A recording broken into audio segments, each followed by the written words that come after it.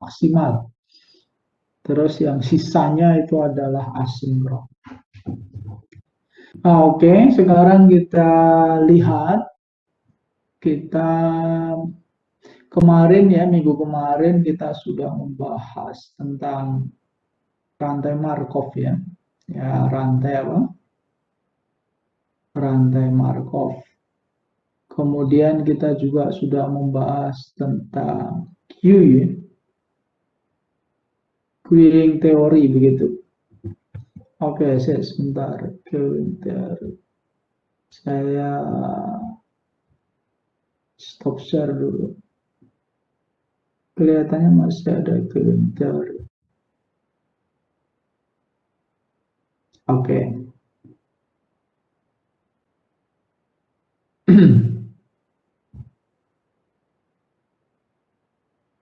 Oh, judulnya masih rantai Markov. Ya, oke, nggak apa-apa. Jadi saya gantilah ya. Nah, kemarin kita sudah membahas tentang queuing teori atau teori antrian ya.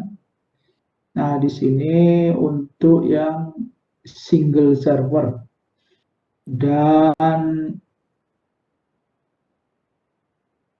apa iki infinite ya. Jadi pelanggannya itu bisa tak hingga. Nah, ini rumusnya kemarin sudah kita peroleh ya, dan sudah kita lihat buktinya. Kemudian ya, ternyata ini Anda perhatikan kita ya memerlukan ya. Nah, ini memerlukan apa ini alat-alat matematika ya ini ya. Ini kesamaan-kesamaan begini ini tolong ada apa ini tolong dieksplor. Nah, begini. Ternyata ya kita membutuhkan solusi-solusi untuk ya jumlahan ya yang terutama jumlahan ya yang mempunyai pola-pola tertentu. Kalau saya perhatikan juga dalam matematika keuangan ya, matematika keuangan bagi Anda yang ambil matematika keuangan itu juga banyak bentuk-bentuk jumlahan yang tidak sederhana ya, solusinya itu ya harus memanfaatkan suatu teorema atau suatu lema ya yang begini-begini ini ya. Jadi sigma dari n x pangkat n-nya dari 0 sampai tak hingga itu adalah x per 1 min x kuadrat. Nah, ini silakan ini dibuktikan ya, ini dibuktikan ya, dibuktikan bentuk-bentuk yang seperti ini. Mungkin masih banyak bentuk-bentuk yang lain ya. Nah, ini bagian dari matematika. Nah, oke. Kemudian setelah kita bisa mencari nilai L, maka yang lain bisa kita ya turunkan dengan relatif sederhana. Terus kita kemarin juga sudah sampai pada contoh ya. Nah, ini.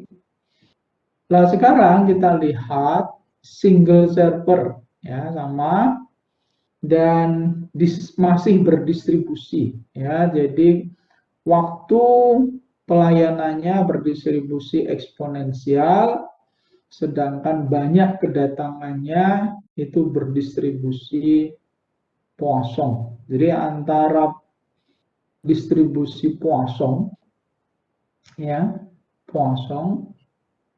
Nah, dengan distribusi apa? Eksponensial ini punya hubungan yang erat. Ya, punya hubungan yang erat. Ini discrete, ya, yang ini continue. Ya, ini continue. Poisson itu variabel random Poisson itu biasanya berupa banyaknya. Kalau eksponensial ya, variabel random eksponensial itu adalah variabel random discrete continue ya, misalkan aja lama waktu atau waktu melayani ya atau waktu menunggu itu berdistribusi eksponensial. Nah, kemudian kita akan pelajari single server di mana pelanggannya itu adalah finite ya. Jadi tidak apa namanya ya, tidak dibebaskan sampai ke tak hingga itu enggak. Jadi pelanggannya itu dibatasi. Dan saya kira ini yang lebih masuk akal ya. Jadi kalau ada suatu sistem kemudian ternyata kok dilihat itu calon pelanggannya banyak, yang mestinya kan pintu ditutup. Nah, di sini banyaknya pelanggan itu dibatasi sebesar N. Ya, ini sebesar N. Tapi tetap menggunakan single server. Ya, menggunakan single server. Ada nggak yang single server? Ya, mungkin ada ya, walaupun sekarang sudah banyak yang multi server ya. Kalau Anda perhatikan di bank itu kan antrian tetap satu. Ya, antrian itu tetap satu. Nah, nanti pelayanannya didistribusikan, disebar ke dua server atau ketiga customer service ya atau keempat. Nah, demikian juga di rumah sakit antriannya itu untuk BPJS ya satu, untuk umum ya satu begitu. Nah, nanti didistribusikan berdasarkan apa? Berdasarkan penyakitnya ya. Kalau itu saya kira beda lah ya dengan ini. Nah, kalau di bank itu kan semua sama umum ya. Untuk yang apa namanya nasabah berkepentingan umum. Nah, oke, sekarang kita lihat karena di sini menggunakan single server, maka menggunakan prinsip yang sudah kita pelajari kemarin yaitu rate at which the process live itu sama dengan rate at which it's enter. Nah, jadi untuk state 0 ya, proses itu akan meninggalkan state 0. State 0 itu berarti tidak ada yang antri ya, ini tidak ada antrian. Tidak ada orang yang mengantri, itu 0. Ya, state 0 ini adalah apa? Tidak ada antrian. Stage 1 itu ada satu orang antri. Ada satu orang dalam ya, dalam sistem antrian. Ya otomatis dia mengantri. Stage 2, stage 3 dan seterusnya. Pada state 0 orang proses akan meninggalkan state 0 kalau ada kedatangan. Berarti ini lambda P0. Ya, ini kalau ada 0, 0, 1, maka state akan meninggalkan kondisi 0 kalau ada apa? Kalau ada kedatangan kan? Nah, meninggalkan state 0 berarti kan menuju ke state berapa? Menuju ke state 1, menuju ke kondisi 1, orang menunggu ya. Berarti ini adalah lambda P0. Kemudian menggunakan prinsip yang kemarin rate meninggalkan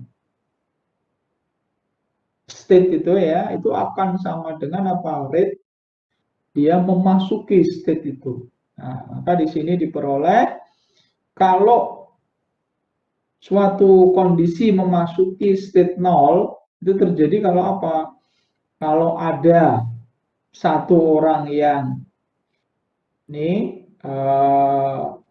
dalam sistem antrian itu kemudian dia dilayani. Nah, berarti ini mu P 1. Maka diperoleh lambda P0 sama dengan mu P1. Demikian juga untuk state 2, state 3, dan seterusnya. Kemarin juga sudah kita tunjukkan ya. Nah, maka diperoleh lambda plus mu Pn sama dengan lambda Pn-1 plus mu Pn plus 1. Ini kemarin sudah ya. Nah, ini. Kemudian karena terbatas pada, nah ini ya, terbatas pada state n. Nah, jadi di sini untuk state n bagaimana? Nah, di sini n ya. Nah, oke. Berarti kalau begitu di sini ada n-1. State akan meninggalkan, benar ya, akan meninggalkan. Nah, ini masuk sini kalau apa? Kalau ada orang sebanyak n, ya, kemudian ada satu yang dilayani, ya, berarti ini mu p n. Kemudian state akan masuk ke n, ke state n, proses akan masuk ke state n kalau ada n-1 orang dalam sistem, kemudian datang satu lagi. Jadi lambda p n-1. Paham ya yang ini? Nah, selanjutnya dari hubungan ini akan diperoleh masih sama ya seperti yang kemarin, bahwa P1 itu adalah lambda per mu P0, kemudian P2 itu juga masih sama, lambda per mu kuadrat P0, P3 lambda P2 lambda per mu kuadrat P0, P3 lambda per mu pangkat 3 Pn, dan seterusnya. Dan untuk Pn ya, karena kita hanya terbatas sampai Pn saja, maka ini rumusnya juga mengikuti, yaitu lambda per mu pangkat n P0. Nah, ini silahkan, kemarin sudah kita tunjukkan dan langkahnya juga tidak terlalu susah. Terus selanjutnya untuk mencari P0-nya berapa ya, kemudian P1-nya berapa, P2-nya berapa. Nah, ini kita gunakan sifat, yaitu jumlahan dari probabilitas. Maka di dalam teori antrian, ya ini juga kita butuhkan sifat-sifat matematika yang begini-begini ini ya. Jumlahan dari probabilitas ya, yaitu sama dengan berapa? 1 dari suatu proses. Maka sigma Pn, n-nya dari 0 sampai n besar itu sama dengan 1. Nah, dari sini bisa kita bisa kita lihat ya, kemarin kita punya rumus ya, bahwa punya hubungan lambda itu harus lebih kecil dari mu. Ini bisa kita pahami, yaitu bahwa rate untuk kedatangan, rate banyaknya pelanggan itu harus lebih kecil daripada rate pelayanan. Berarti pelayanan itu harus lebih cepat dari orang yang datang dalam satu periode waktu tertentu. Sebagai contoh, ya, rate untuk kedatangan itu 4. Misalkan aja lambda sama dengan 4. Ya, nih. Maka mu-nya harus berapa? Ya, harus minimal berapa? 5. Artinya apa? Kalau 1 jam ya, pelanggan yang datang itu banyaknya 4, maka kemampuan melayani dalam 1 jam itu ya sistem harus bisa melayani berapa? 5 pelanggan dalam 1 jam. Begitu. Karena kalau sistem itu hanya mampu melayani 3, ya kan nanti sistemnya jadi jomplang. Jadi kebalik kan?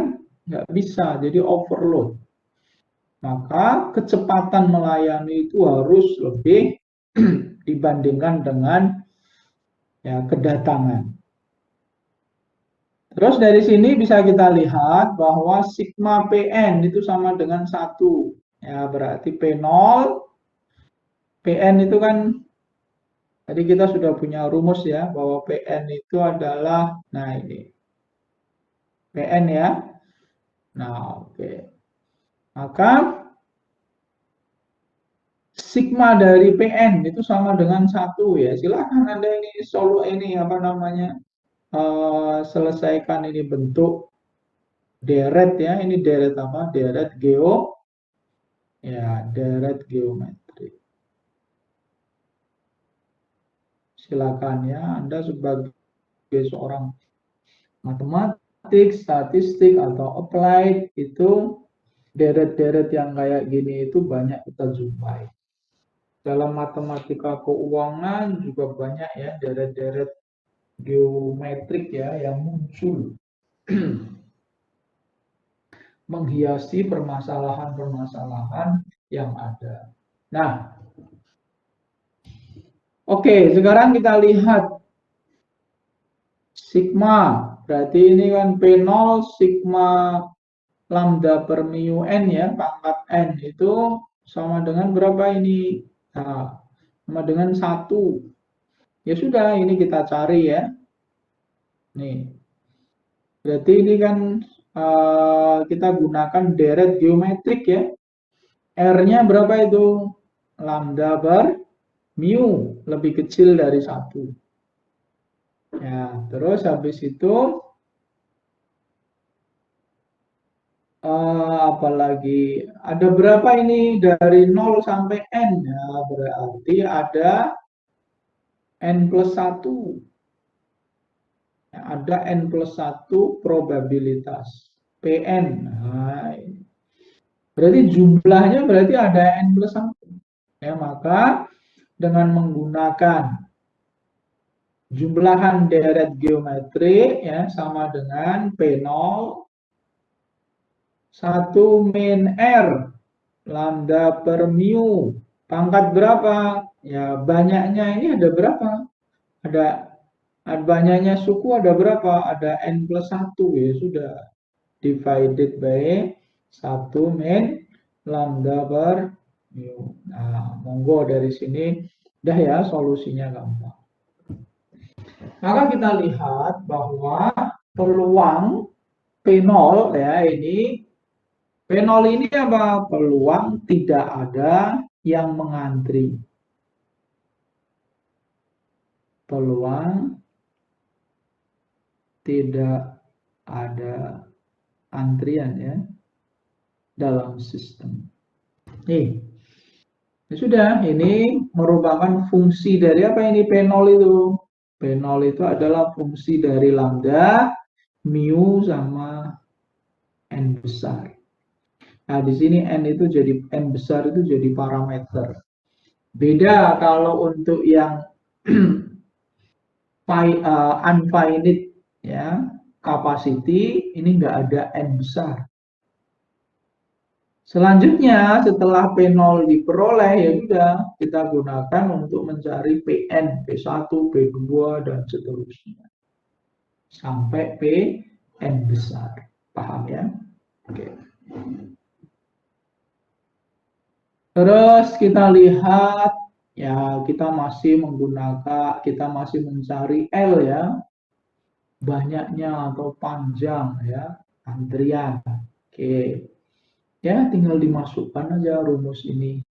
Nah, kembali lagi Anda memperoleh bentuk yang begini. Oh, solusinya kok bisa kayak gini bagaimana? Ya, ini tantangan bagi Anda ya untuk membuktikan. Nah, begini. Ini kok iso ngene iki piye, Pak? Nah, ya monggo dicari ya. Nih. Tantangan ya, Anda buat apa ya? Buat latihan begitu.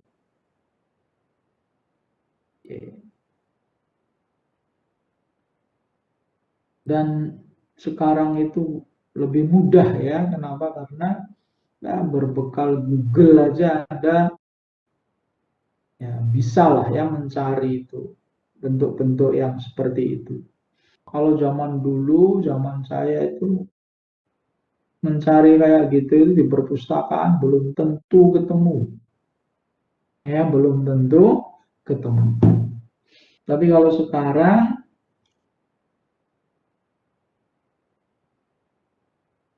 cari aja di Google, banyak ya. Nah, oke. Okay.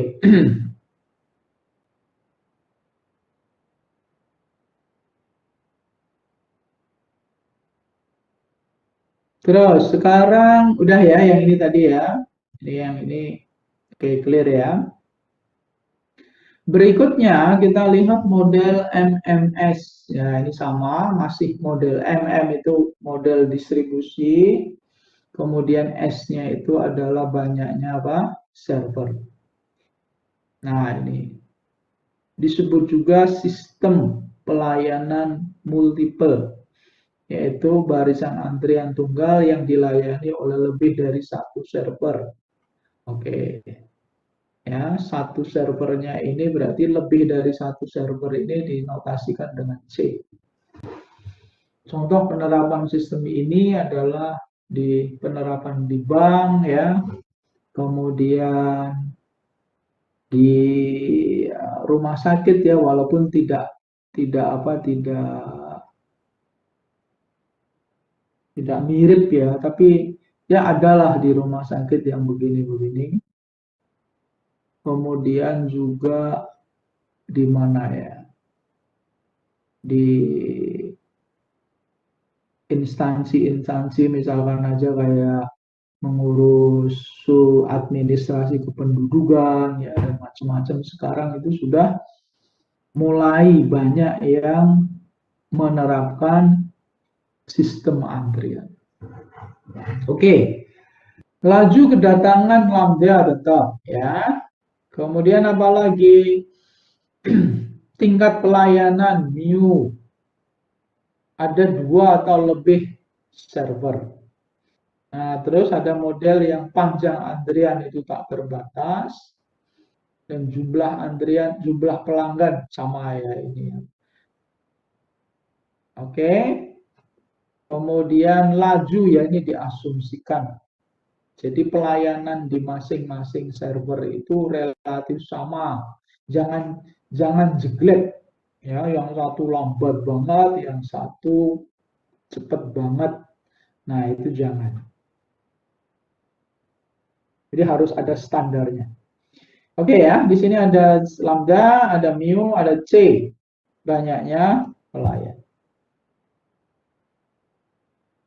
Nah, silakan di sini Anda lihat ya, untuk ini kita ringkas ya, karena tidak saya turunkan lagi ya, karena ini apa namanya tadi sudah, ini hanya untuk men-trigger Anda ya. Ini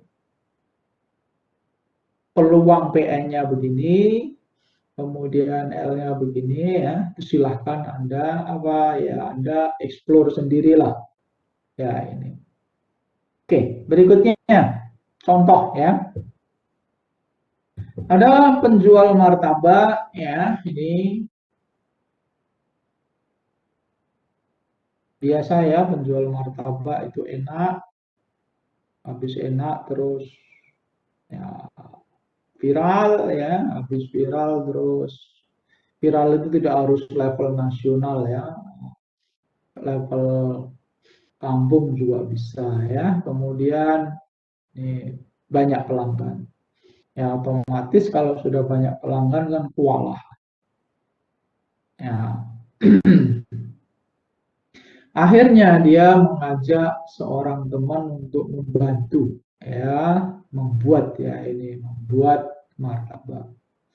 Tapi bisa juga sebenarnya membantu dalam artian mungkin tetap single server, tetapi apa uh, yang mengolah tetap dia ya, pembantunya itu ya, ya mungkin merajang-merajang atau motong-motong apa gitu ya, yang tidak terlalu krusial.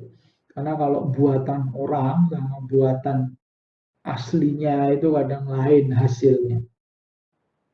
Tapi saya pernah mengalami ya, jadi saya ada seorang penjual apa itu ya tahu gimbal.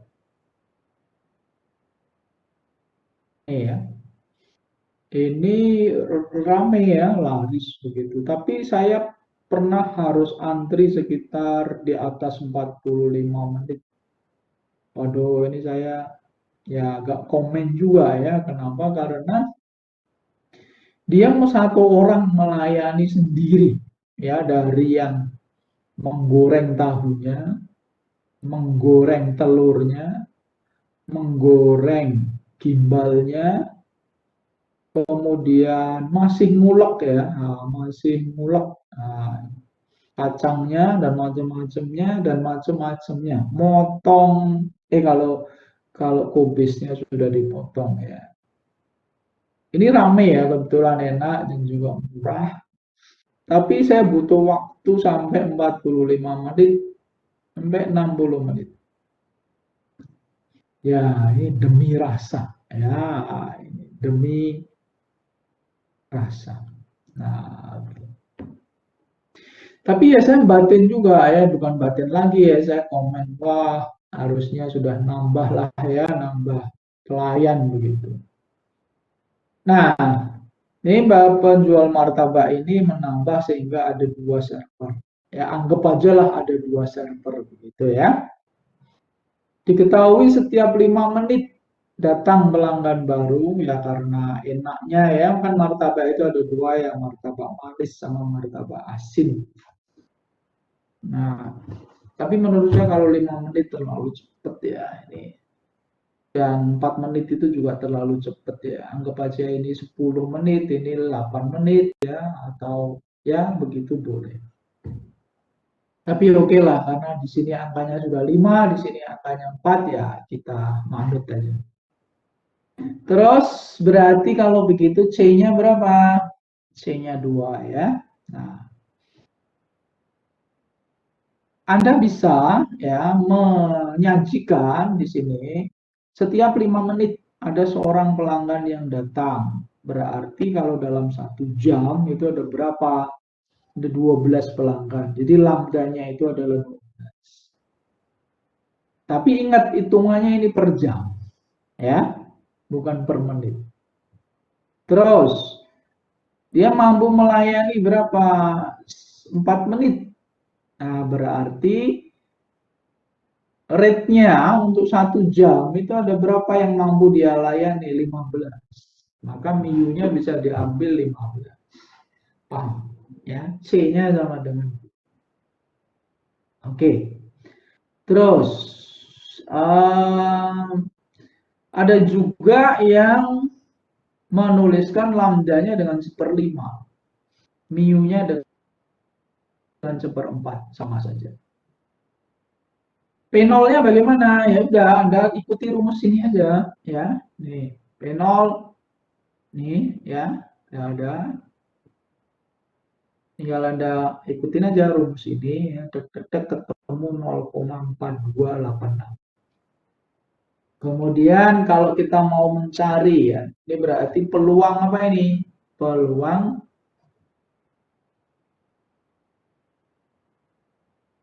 tidak ada antrian. Kalau peluang ada 1 antrian berapa? 0, masukkan aja PN, P1. Masukkan aja P1 ya toh. Nah, kayak gitu. Nih. Ketemu P1 adalah 0,17. 17 berapalah begitu ya, 17 titik-titik lah ya. Nah, di sini. Berarti peluang ya, ada 1 orang dalam sistem antrian itu adalah makin kecil ya, 0,17. Anda bisa nyari juga P2 monggo berapa, P3 monggo berapa, dan seterusnya. Nah, dari sini kita lihat kita bisa mencari L karena rumusnya sudah ada ya.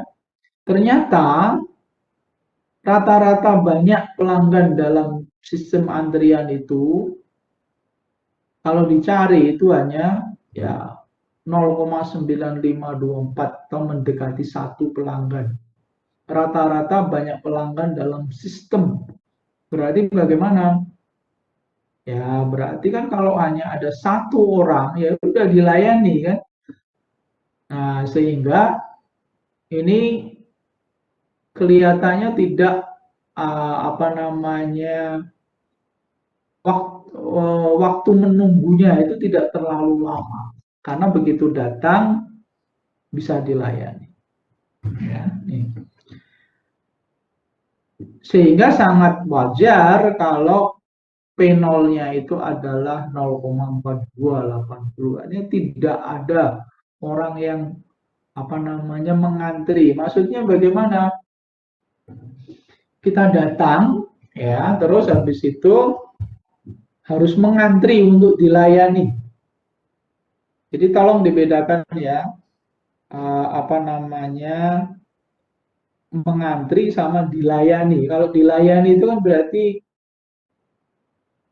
perasaan tidak nyamannya kan sudah hilang. Tapi kalau masih mengantri itu kan masih ada perasaan tidak nyaman.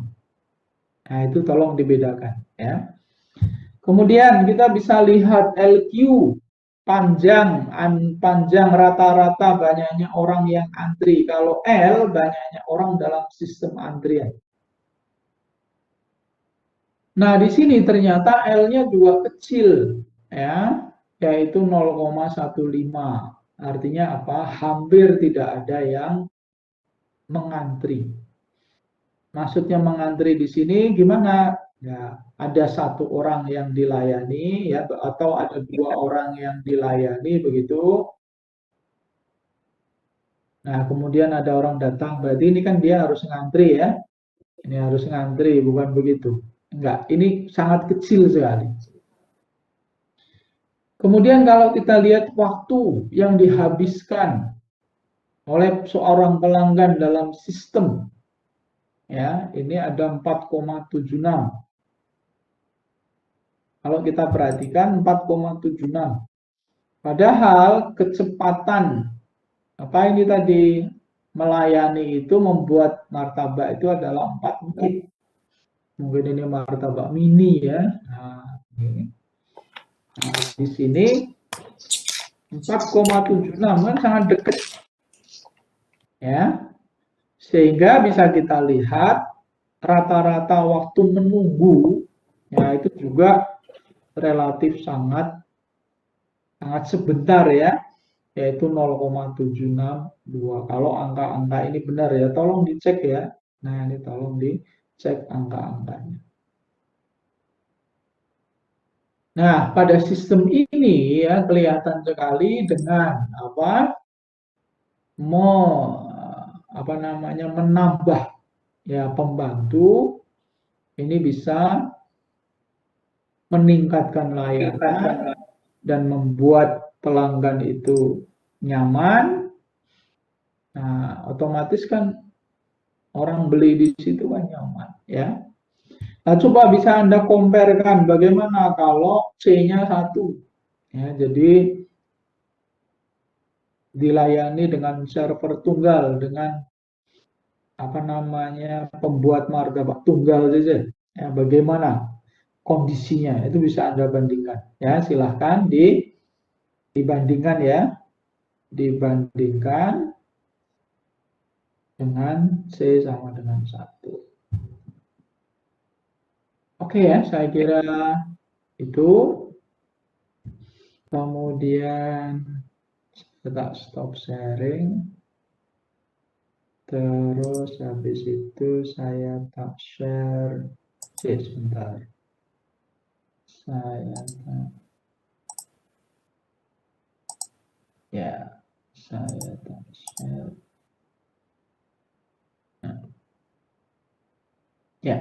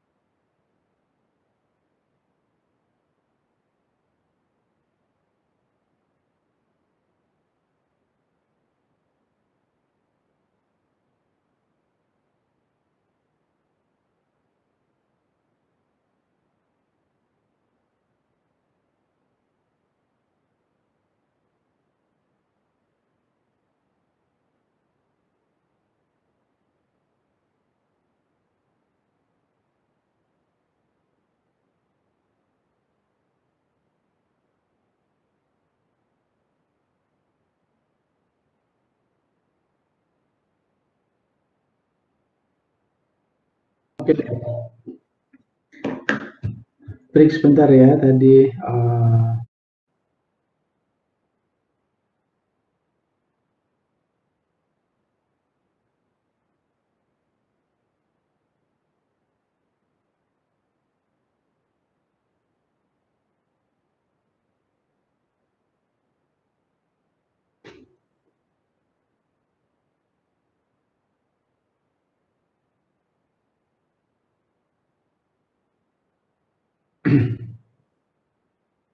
Oke, berikutnya kita lihat simulasi ya. Nah ini,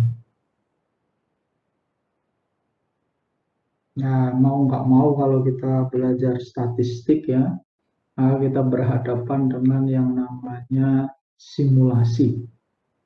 Karena ya kita kan banyak berhubungan dengan data.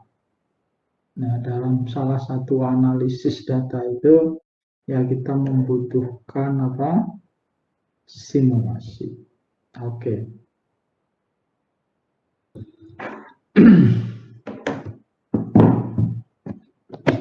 Ya, kita lihat.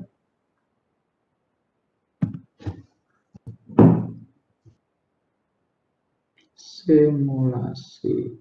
Ya.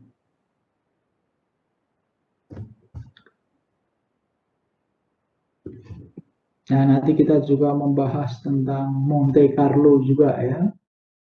Ya. Nah, silahkan pada tahap ini ya Anda harus sudah mulai begitu ya. Apa ya membuat apa namanya coding-coding yang sederhana ya untuk melihat ya jalannya simulasi. Ini saya ambil dari Google ya. Ya, bikin sendiri pun juga bisa. Nah, yang pertama adalah kita mau lihat simulasi untuk distribusi uniform. Ya, distribusi uniform ini ya banyak juga digunakan dalam proses simulasi. Oke, kita lihat simulasinya itu ada berapa ini? Ada 10.000 ya, oh, sangat banyak ya. Oke, terus distribution of a single sig ya, side die ya, berarti ini apa ini die itu dadu ya. Nah, ini Anda harus familiar juga ya. Nah, dadu, diskat. Nah, oke. Dadu ya, oke. Ini sebanyak dadu itu kan dari 1 sampai 6 ya. Nah, ini kemudian ini yang ditampilkan adalah histogram. Kemudian dibuat box plotnya juga. Tapi kalau nggak mau buat box plotnya juga nggak apa-apa. Coba tak Ctrl C, saya tak stop. Kemudian saya share ke Anda. R mana R? R ya. Nah, oke. Coba ini tak copy, tak running. Nah, ini jalan ya. Nah, ini jalan. Nah, ini kalau kita perhatikan, tadi kan kita melakukan berapa? Hampir 10.000 ya. 10.000 ya. Ya, ini. Dan kita bisa melihat seragamnya distribusi uniform. Ya, dari mata dadu itu ya. Ada 1 sampai berapa? Sampai 6 kan? 1, 2, 3, 4, 5, 6. Nah, ini seragamnya begini. Ya, relatif seragam. Kalau kita lakukan sekali lagi begitu ya otomatis beda. Ya, kita lakukan otomatis beda, kita lakukan otomatis juga beda. Coba kalau kita mana tadi? Ini misalkan aja berapa? Coba dibikin berapa? 100.000 ya? Mau nggak? Harusnya mau ya.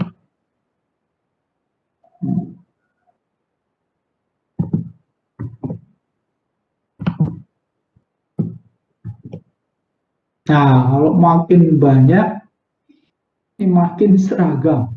Ya, makin banyak, makin seragam. Makin banyak, makin seragam. Nah, ini bisa dipakai juga untuk pembuktian secara empiris ya bahwa peluang dari mata dadu itu bagaimana? Sama ya, seperenam, seperenam, seperenam. Coba kalau kita 1 juta, benar ya 1 juta ya. Tadi ya 1 juta.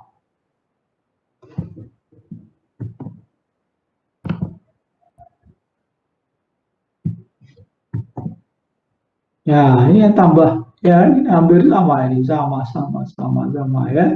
Nah, ini. Jadi makin lama itu makin seragam. Paham ya? Nah, itu adalah apa namanya simulasi untuk distribusi uniform. Saya yakin Anda ini kalau yang sudah mahir apa namanya kalau yang sudah mahir programmingnya ya sudah hafal ya. Kalau yang belum bagaimana ya diutak-atik ya. Nah, kenapa? Karena ya, R itu kan sering kita gunakan. Kalau saya sendiri sih sudah jarang menggunakan R ya. Nah, oke. Jadi di sini bisa dilihat apa namanya bahwa secara teori ya peluang untuk masing-masing mata dadu keluar itu sama ya, mendekati berapa? Yang mendekati 1/6 begitu. Secara teori 1/6, secara empiris ya ini juga sama. Coba kalau ini kita tambah lagi nolnya, mau nggak ini? Ya, kita tambah nolnya,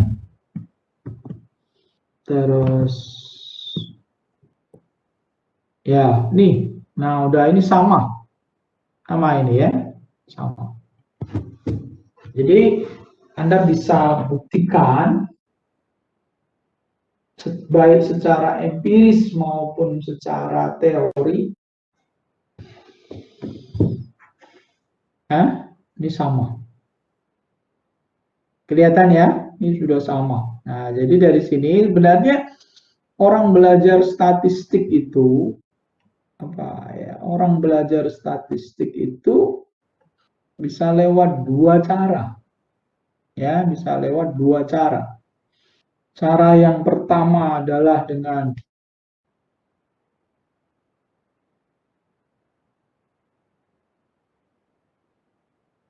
ya, cara yang pertama itu adalah dengan teori begitu. Cara yang kedua itu adalah dengan empiris. Nah, di sini. Ya. Jadi tadi cara membuktikan ini gampang sekali ya. Nah, itu dengan berapa ini? 1, 2, 3. 10 juta ya. 3. 10 juta ya. Nah, 10 juta Anda udah lihat tuh peluangnya sama. Uniform.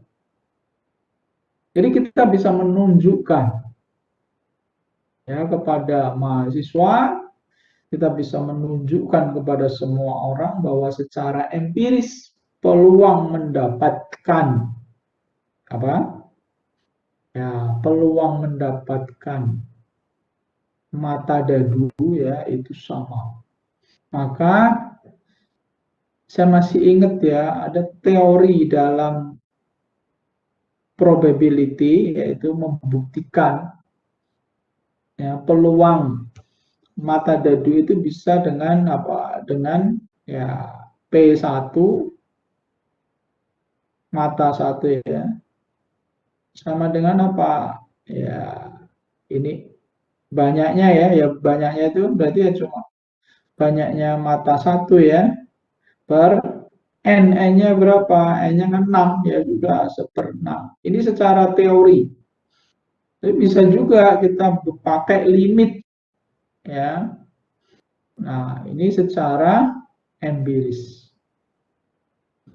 Dan tadi sudah kita buktikan ya, tidak hanya ini, tapi kita buktikan bahwa secara empiris, kalau untuk N mendekati tak hingga, nah ini ya, maka dengan 1/6. Nah, begitu. Clear ya? Nah, ini sudah, kita, nggak usah stop sharing ya. Berikutnya lagi.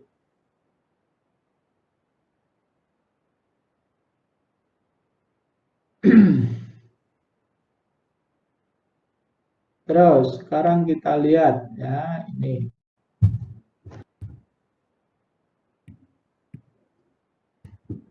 discard aja ya, nggak usah dipakai. Nah, ini discard aja.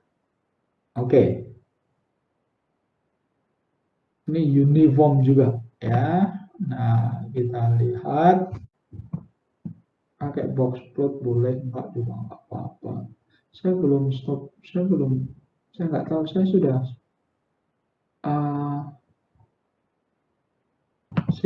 saya tak sharing ke Anda area. Oke.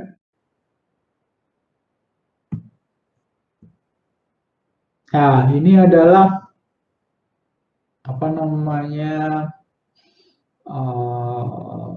dua dadu kelihatannya ya. Ini kalau Anda perhatikan mulai di mana? Sebentar. Saya tak stop sharing, saya tak share. Ya ini. Ya, kelihatannya ini adalah dua dadu ya. Nah, ini yaitu ya, a pair of dice ya. Ini dua dadu. Nih. Berarti kan kalau pelemparan dua dadu itu nilai minimal berapa? 2 ya, nilai maksimal berapa? 12 ya. Nah, maka Anda bisa melihat tadi hasilnya. Hasilnya adalah, nah ini.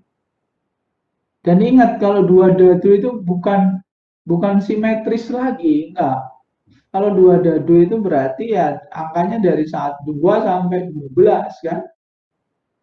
Kalau Anda melempar dua dadu, maka peluang terbesar yang muncul itu ya berada di sekitar 6, 7, 8. Nah ini ya, simetris bentuknya. Coba kita ulang, bagaimana kalau ininya kita 10.000 kita tambah ya 1 juta, udah langsung aja lah ya 1 juta gitu. Oke. 1 juta. Ya, kita lihat. Nah, dia bentuk simetrinya itu makin bagus. Walaupun tidak sama ya, tapi udah makin bagus. Nih. Terus bagaimana kalau ya kita naikkan lagi jadi 10 juta. Ya, asalkan komputernya bisa nggak masalah ya. Dan nggak lama gitu. Mana? Udah ya. Nah, ini dah. Saya ulang lagi. Nah, ini sudah nggak bergerak ya. Artinya apa? Ya, sudah relatif sama. Sudah relatif simetris. Nah, makin simetris. Nah, ya. Oke ya. Jadi ini bisa apa namanya ya? Simulasi itu bisa untuk menunjukkan bahwa kalau banyaknya sampel itu diperbesar, distribusi yang terbentuk, ya itu adalah distribusi apa?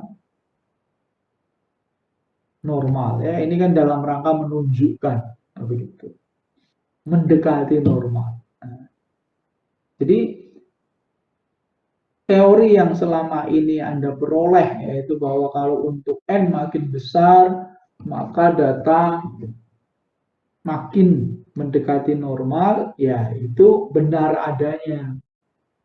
Dan ini bisa kita buktikan secara apa? Secara ya, statistik begitu. Paham ya? Nah, oke, kalau sudah paham,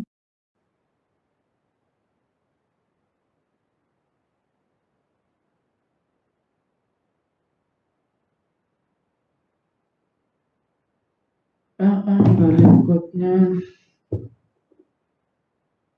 saya tak stop share, saya tak share PowerPoint-nya dulu ya. Oke, ini sudah. Terus lagi, yang ini apa ini? Yang ini normal ya, normal. Coba kita normal.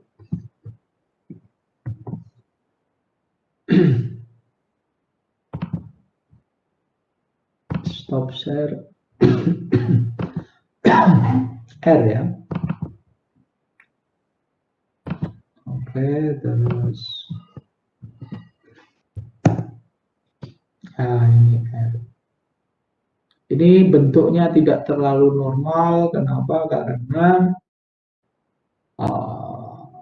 angkanya cuma berapa? Cuma 100 ya. Dibangkitkan dari bilangan normal, distribusi normal, dengan min-nya berapa? 9. Ya, min-nya 9, standar deviasinya 12. Oke, kalau kita ganti standar deviasinya jangan 12 lah ya, misalkan aja 2. Terus min-nya dibuat 90 lah ya, atau 900. Ininya oke lah, 42 boleh lah ya. Coba kita lihat. Nah, Anda perhatikan, kalau distribusi normal ini masih ada angka negatifnya, walaupun min-nya tadi 9. Maka hati-hati ketika kita mau memodelkan distribusi normal ya. Kalau datanya secara logika maupun secara kenyataan tidak negatif, ya jangan dimodelkan dengan distribusi normal. Sebagai contoh, misalkan Anda mau memodelkan harga saham menggunakan distribusi normal. Bagaimana? Enggak boleh. Ya. Karena secara teori harga saham itu tidak boleh negatif.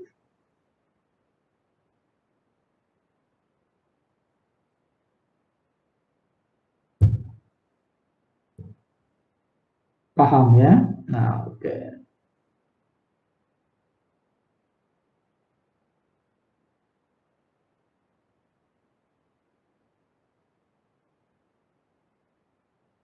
Oke, berikutnya. Ya, ini tadi kita lihat. Nah, Anda perhatikan. Ini masih berapa? Ini masih 100 ya. Ini masih 100, tapi ini saya naikkan min-nya. Ya, min-nya itu 900, standar deviasinya 42. Nah, kalau Anda mau memodelkan distribusi normal ya untuk min dengan angka yang cukup besar, ya ini masih bisa dimaklumi. Ya, misalkan saja Anda mau memodelkan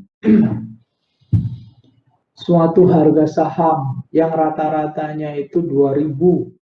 Oke, masih mungkin ya secara distribusi itu nilainya tidak akan negatif. Tapi kalau Anda memodelkan harga saham dengan rata-ratanya berapa tadi? 9 misalkan ya, $9 begitu. Nah, ini berat ya. Ini nggak boleh. Kenapa? Karena tadi peluang untuk mendapat angka negatif itu masih ada peluangnya. Paham ya? Nah, kalau di sini Anda bisa lihat untuk yang min besar ini masih masih oke lah ya, masih ya kan nggak ada perlu nggak ada negatifnya kan ya, jauh gitu. Begitu. Terus kita lihat lagi ya.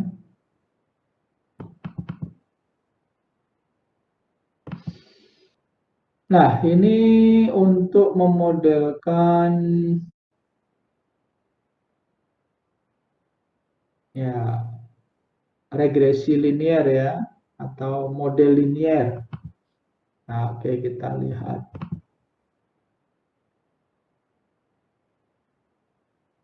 Ini berat. Oke, ini saya ambil Y sama dengan 0,5 plus 2 kali X. Tapi X-nya saya ambil dari normal ya. X-nya diambil dari normal 0,1 kan. Kalau tidak ada parameter yang dimasukkan, ini berarti normalnya normal standar. Tapi kalau ada parameter yang dimasukkan, berarti ini rata-ratanya 0, standar deviasinya ya 2. Berarti ini 2 di sini, angka di sini itu adalah standar deviasi, bukan varian ya. Nah, okay. Maka Anda ya harus lihat spesifikasi masing-masing program ya, di R itu bagaimana, di Python itu bagaimana ya, dan seterusnya.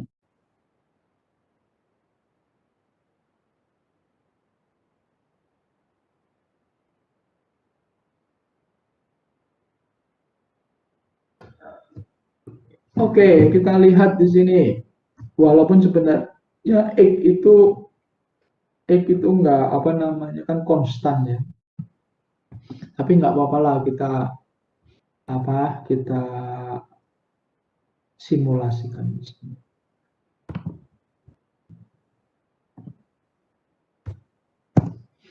Nah, ini kita bisa lihat ya, data yang kita bangkitkan ya, model linear yang kita bangkitkan, Y-nya itu ya. Nih, Y sama dengan 0,5 ditambah 2 kali X. X-nya itu rata-ratanya 0. Variannya 1 ya. Berarti anggap aja ini juga 0 ya. Ditambah epsilonnya juga ekspektasinya kan 0. Maka nilai harap min itu kan dia berada di sekitar 0,5. Ternyata di sini ketemu minnya adalah 0,6893. Dekat juga dengan 0,5. Medianya ketemu 0,6789. Ini untuk satu simulasi. Kalau kita ulangi lagi, ya beda lagi, ya tidak selalu sama, ya. Nah, di sini sama ini hanya kebetulan aja. Kenapa? Karena ini X-nya itu adalah random, E-nya itu juga random. Oke ya, terus kita lihat plotnya. Anda bisa melihat plotnya bahwa dia ada kecenderungan apa? Ada kecenderungan linear. Nah, sekarang bagaimana kalau misalkan aja di sini ya ini.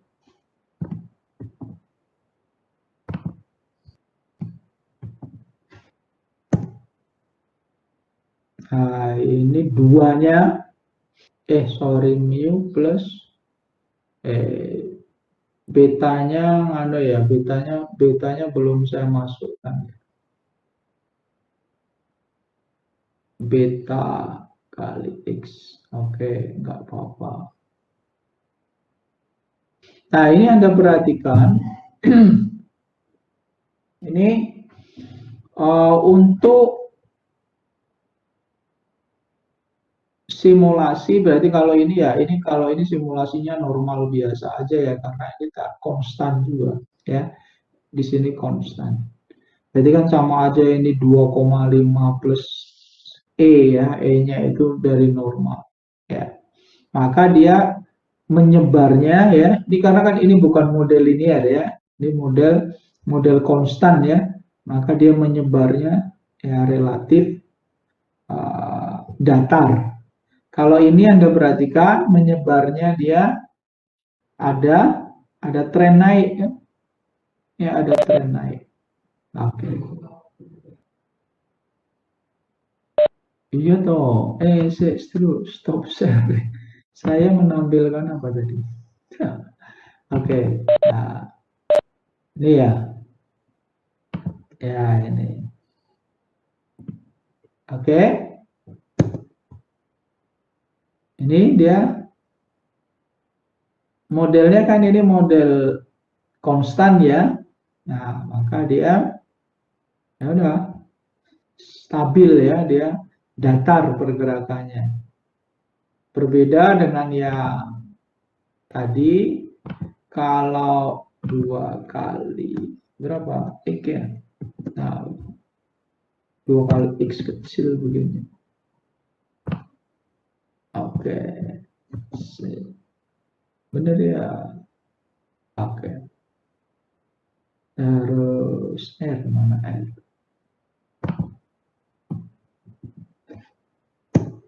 Nah, ini kan ada trennya ya. Oke. Begitu ya untuk pengantar simulasi ya, ada distribusi. Banyak lagi lah ya simulasi yang Anda temui.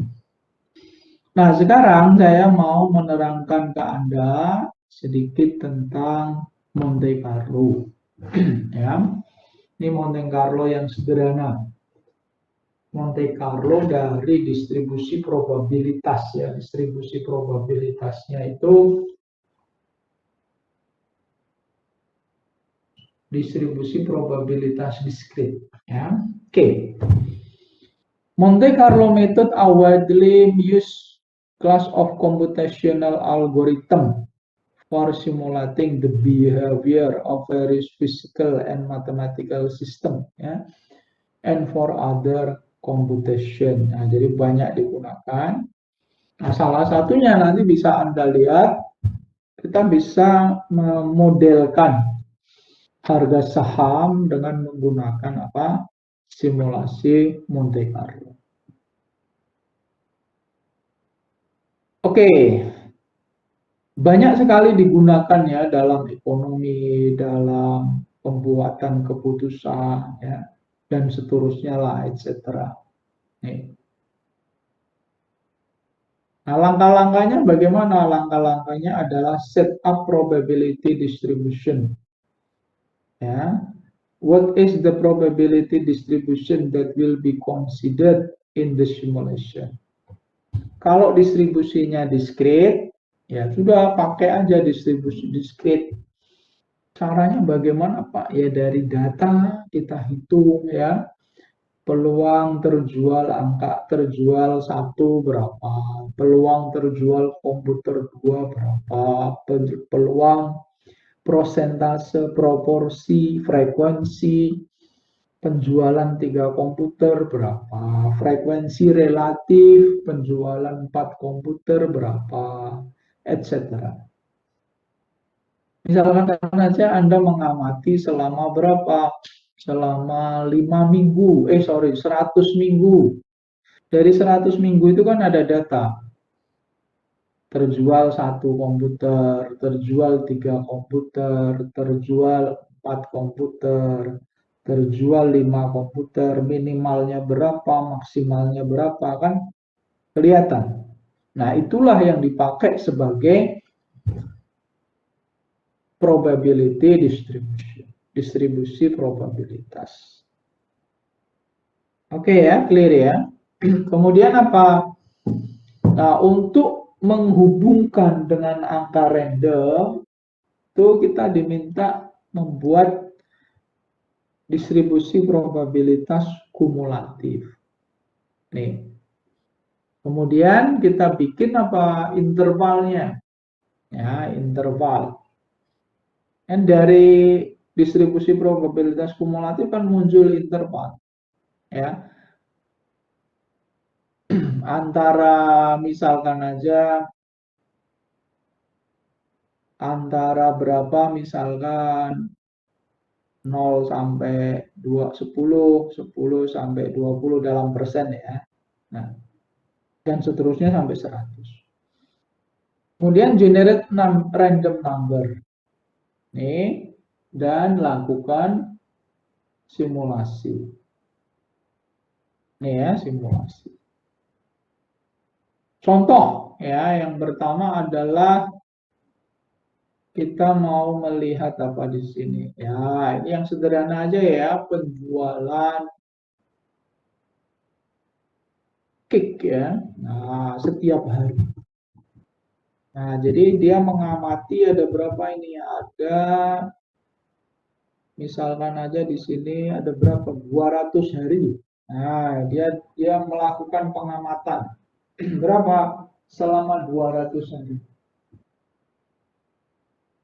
Nah, selama 200 hari itu dilihat penjualan kitnya. Ada yang terjual 10, ada yang terjual 20. Ada yang terjual 0, ada yang terjual 1, ada yang terjual 2, ada yang terjual 3, ada yang terjual 4, ada yang terjual 5. Nah, dari 200 hari itu ternyata 10 hari tanpa penjualan. Ya.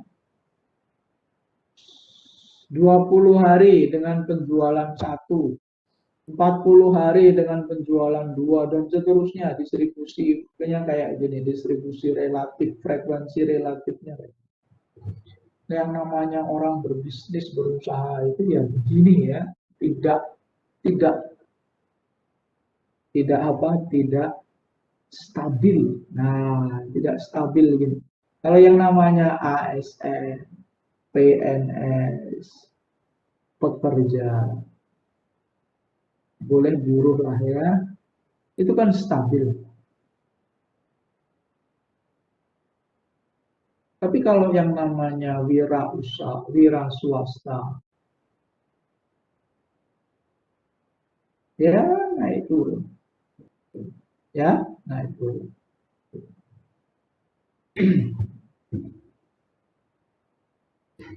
Mungkin kalau wira swasta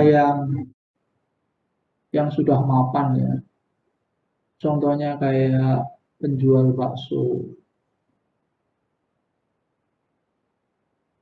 Tapi yang laris ya, penjual mie ayam. Yang laris ya, penjual mie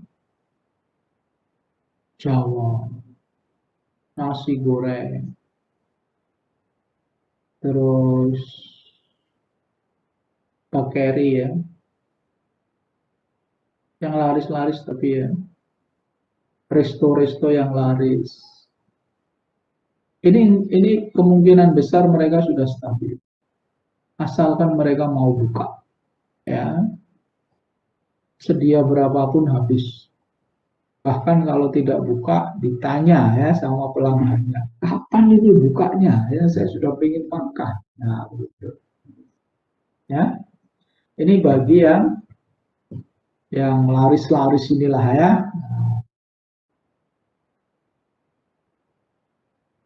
Tapi bagi pemula ya berat. Ya, bagi pemula itu berat. Ya, tapi semua itu ada tantangannya. Oke.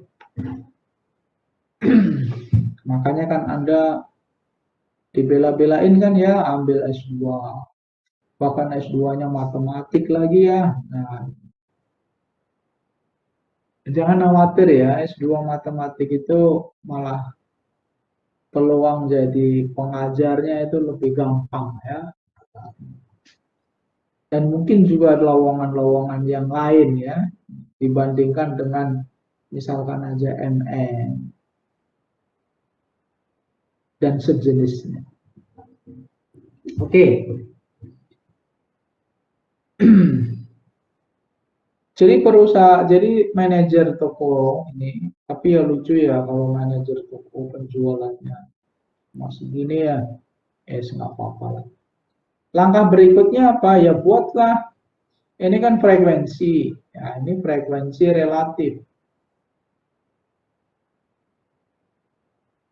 Frekuensi relatif itu sebenarnya sama aja dengan probabilitas. Ya, 10/200, 40/200, dan seterusnya, totalnya sama. Nah, habis itu ini yang dibikin apa? Dibikin kumulatif. Nah, nanti ini dibikin kumulatifnya. Ya, dibikin kumulatifnya. Mana kumulatifnya? Nah, ini ya. Dibikin kumulatifnya. Nah, begini. Ya. Demand 0 ya, ini 0,05. Demand kumulatif 1 ya, berarti ditambahkan ya 0,15. Demand minimal 2 0,35 dan seterusnya. Nah, ini tujuannya adalah untuk apa? Untuk membuat, untuk mengidentifikasi random number-nya itu di sini. Berarti kalau begitu antara 1 sampai 5 ini untuk menandakan demand-nya 1. Terus 6 sampai 15 untuk menandakan demand-nya 1. 1 sampai 5 demand-nya 0. 16 sampai 35 ya, ini 35. Demand-nya 2. Dan seterusnya sampai yang terakhir berapa? 86 sampai 99 ya. Ini demand-nya adalah, atau mungkin di sini 00 boleh lah ya. Demand-nya berapa? 5. Nah, jadi ini kan yang di random. Anda tinggal merandom aja, random antara 0 sampai 1 kalikan 100%. Kalikan 100. Kan jadi maka angka randomnya yang muncul kan berapa? 1 sampai 100. Nah, ini sampai 110. Terus, ya sudah, kalau yang muncul 5, masuk sini. Berarti demand-nya 1. Kalau yang muncul 21, ya demand-nya berarti ini menandakan demand-nya 2. Yang muncul 72 berarti demand-nya 4 dan seterusnya. Paham ya? Nah, oke. Ya udah, ini Anda ya, Anda laksanakan aja angka random itu. Tapi ini berhubung dua angka saja berarti ini 100 nggak masuk ya. Maka di sini untuk menandai 100 itu pakai 00. Oke. Berapa kali berapa ini? Banyak sekali ya. Ya sudah, berarti ini menandakan demand-nya berarti berapa yang dipakai. 5. Jadi 3 ya. Ini demand-nya 3. Yang ini berarti demand-nya 1. Yang ini 3. Dan seterusnya begitu. Ya, sampai sini. Oke?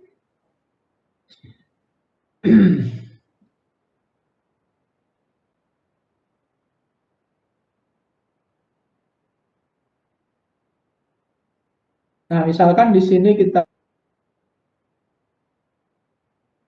dulu ini contoh aja ya. Kalau di komputer ya Anda bisa ambil sampai berapa? Sampai 1 juta ya, 10 juta, nggak masalah. Untuk melihat kecenderungan. Oke, sekarang kita lihat.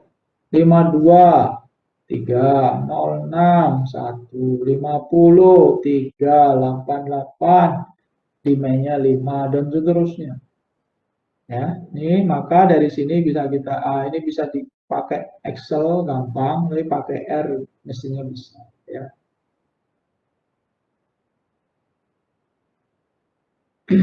Oke. Nah, kalau sudah, mana ini tadi? Ya, dari sini bisa kita cari rata-ratanya berapa. Ya, rata-rata per ini kan dari sini muncul ya. Nah, baru untuk istilahnya melihat rata-rata demand hari ya, apa namanya, harian ya. Nah, ini bisa lewat apa? Simulasi, atau kalau enggak lewat apa? Ya tadi lewat teori. Ya, kan sudah ada probability-nya ini, ya. Ini sama ini. Ya sudah, berarti apa, X bar itu kan rumusnya apa? Sigma. Ini dah. Nah, XI dikalikan PX. Itu. Ini kalau pakai teori, berarti ini 0. Ini berapa ini? 0,1 tambah. Mana kok hilang? 0,1 tambah 0,4 tambah 0,9 tambah 0,8 tambah 0,7. Berapa ini? 5, 1,4, 2,2, 2,9. Ya, berarti rata-rata 2,95 atau berapa ini? Ya, mendekati di 3. Kalau ini gimana ya, juga ini dihitung rata-ratanya berapa, X bar sama 8, 10, 10, 19, 24, 30. X barnya ketemu 30 baris. Hampir sama ya. Nah, maka boleh ya menggunakan teori, bisa juga menggunakan apa, simulasi begitu.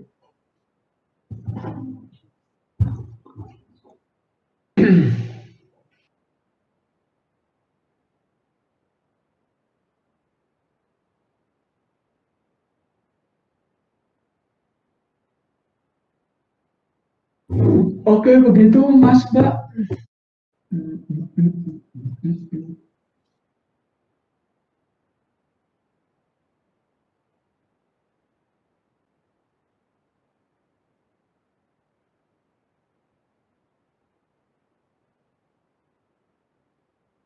Saya kok mau ambil presensi kok nggak jadi, nggak bisa ya, aneh.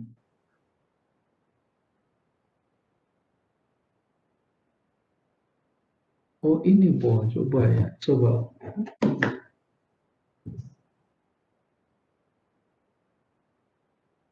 Sebentar, moga-moga aja bisa. Proses stokastik. Enggak mau. Proses stokastik. Enggak mau. Ini mungkin karena hujan ya, jadi jelek.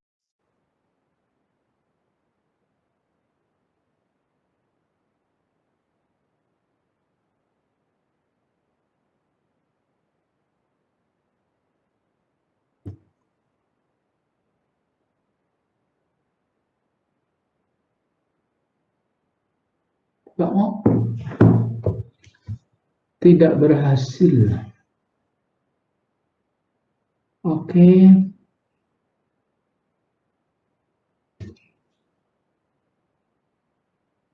Tidak berhasil. Ya sudah, nggak apa-apa, nanti absennya saya masukkan ke mana, ke si master ya.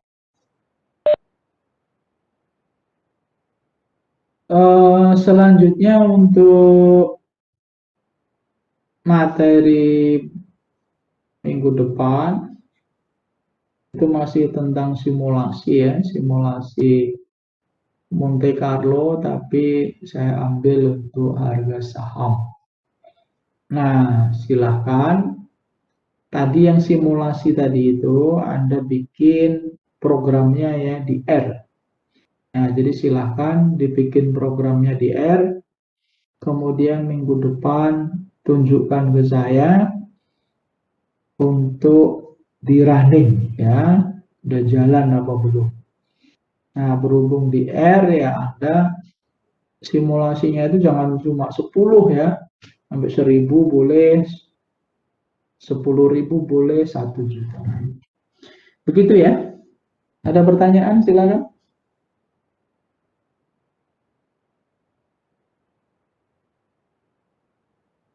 Cukup?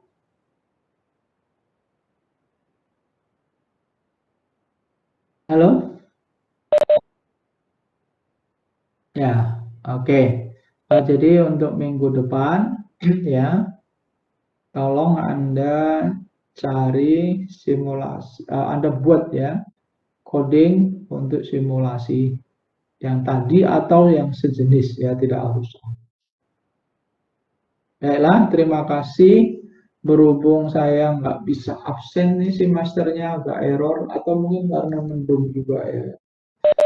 Maka gimana?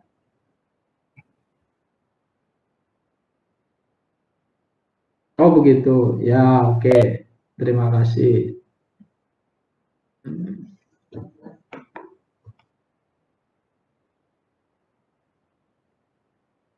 Screenshot, ya oke. Kamera.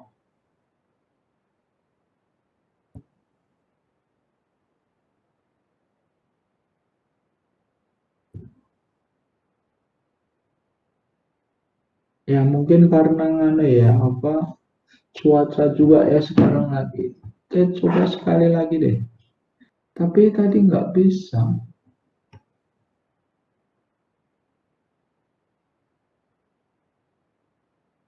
Nggak bisa, nggak bisa, nggak bisa. Ya sudah kalau begitu. Udah 3 kali kan ya nggak bisa, nggak usah dipaksa. Baiklah, terima kasih. Selamat sore. Assalamualaikum warahmatullahi wabarakatuh. Waalaikumsalam Waalaikumsalam warahmatullahi wabarakatuh. Terima kasih, Pak. Ya, sama-sama.